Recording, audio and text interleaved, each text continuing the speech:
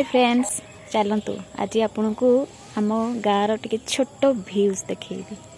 आज वर्षा पाग करिछि तो वर्षा पागरे भ्यूजटा टे बहुत सुंदर देखा जाउछि। चलतु देखिबा।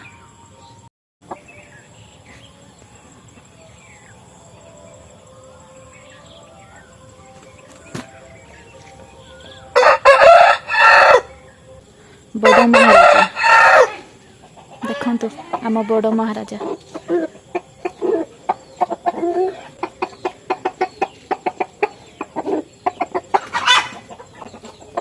आम घरे एमती बहुत महाराजा अच्छा।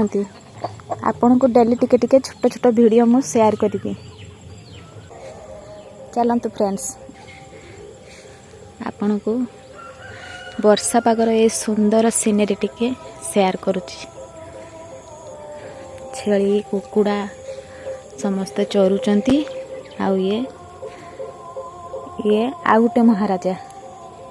प्रबल खरारे गछपत्र सब सुखी जाइतिला। आ वर्षा टिके पाइकी घास गुड़िक केते सुंदर देखा जाउची देखंतु।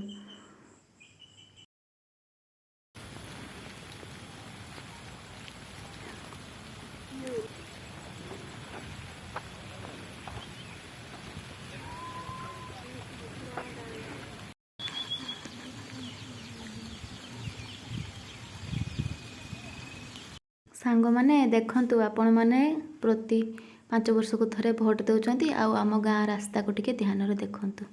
एथर भोट रे टिके भाबी चिंतिकी भोट देबे।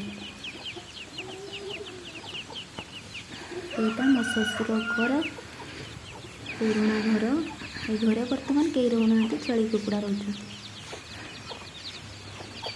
तो फ्रेंड्स, वर्षा तो पुणी आउ थरे स्टार्ट हो गलानी। आपण को आम गाँव भ्यूज केमती लगिला कहतु।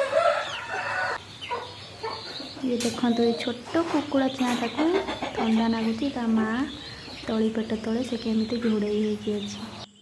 तो चलतु फ्रेंड्स, ठंडा पागर टिके बादाम भजा भाजी देगा। आपण मानकु वर्षा पागर कौन खाइबा पसंद हुए आपण माने टिके कमेंट करके मते जणैबे। एमिते भी तो वर्षा पागर पियाजी पकुड़ी बरा खाइबा समस्तंकर पसंद।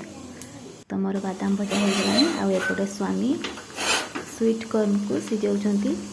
मते स्वीट कॉर्न पसंद नहीं, तो सी एकुटिया सिझाउछंती। तो चलतु सांग माने आजिकार ब्लॉग एइथिरे एंड करिबा। आपण मानकु मो ब्लॉग केमिति लागिला मते निश्चय कमेंट करके जणाइबे।